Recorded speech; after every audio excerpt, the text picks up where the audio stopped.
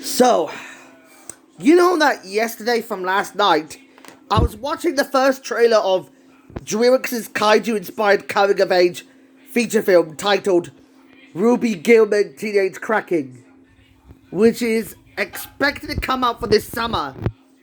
As I noticed that its visual language is curvy, with fluidity of action that mirrors the oceanic setting, much like in Finding Nemo and its sequel Finding Dory, as well as Luca, even though it glows with deep sea bioluminescence and the tremendous scale of action sequences that appear in the trailer that makes it look like a king-size kaiju action flick animated film that never was.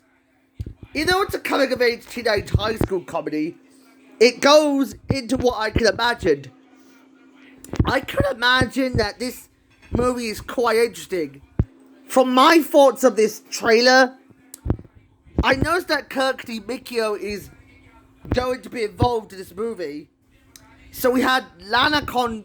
So we noticed the plot is very, very simple. 16-year-old down on. Okay, let's just go back where it started. So when 16-year-old down on her luck Ruby Gilman, learns that she's the next legendary line of sea krakens, despite the lofty destiny that she's desperate to fit in Oceanside High in Oceanside, California. But she struggles even more to fit when her mother forbids her from going to the beach after disobeying the rules. In what she discovers, she's been descended from the royal Kraken Queens, that she must ascend to the throne as the warrior queen of the seven seas.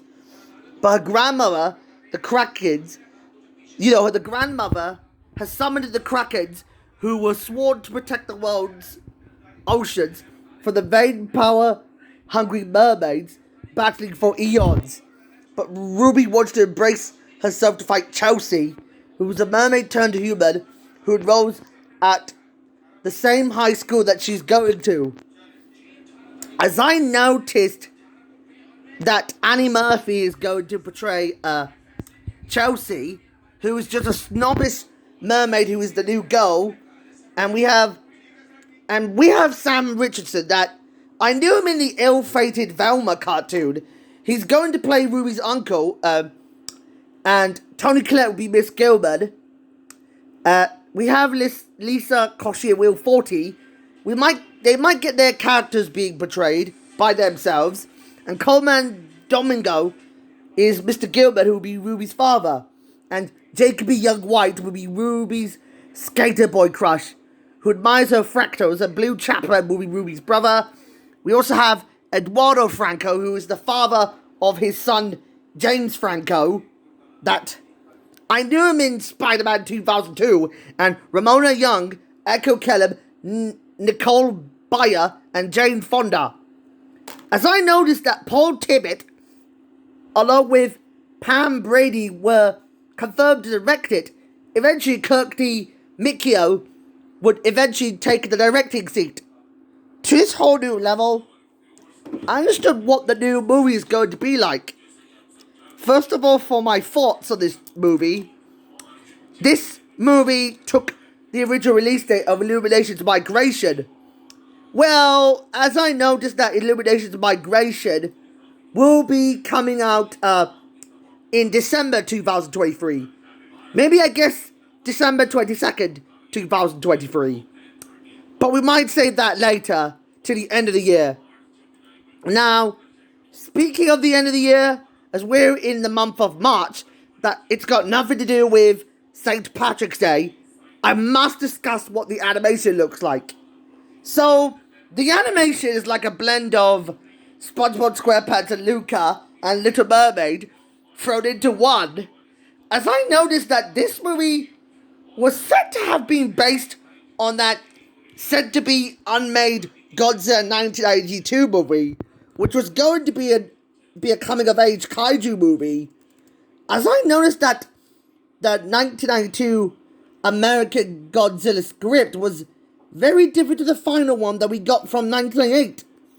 As I noticed that this is what Godzilla would look like if this movie, its development, the filming of its cinematography would have happened in 1984, and it could have come down in 1986, and then Sony moved it up to 1988 for development hell problems.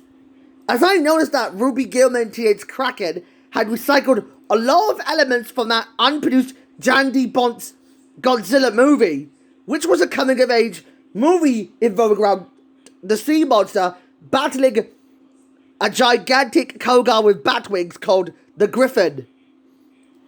Even though this sounds pretty unique for a children's film, they borrowed all of its key elements of what this movie could have looked like.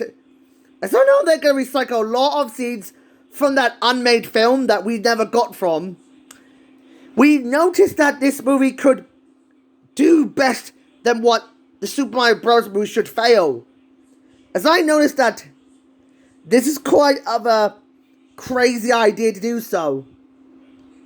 As I know it's okay for me to understand what I'm going to do.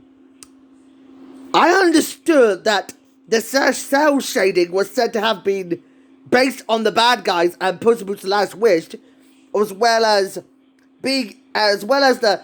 the special effects being inspired by Spider-Man Into the Spider-Verse.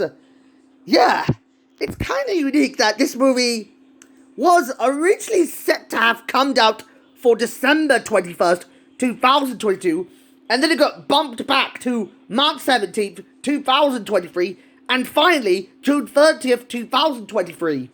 Just to avoid competition with Puss in Boots: The Last Wish and Shazam! Fury of the Gods, we got to handle what this movie is going to be like. As I noticed, it'll be distributed by Universal Pictures, that I know this is going to be a bumpy ride. It only takes like 4 months for me to survive it. As I noticed, I have to wait till it comes out in the summer, in my country, the UK. So that'll be me, Sahel Cameron, signing off. So, if you would hit the like button, you could subscribe it to you all now. So, bye-bye!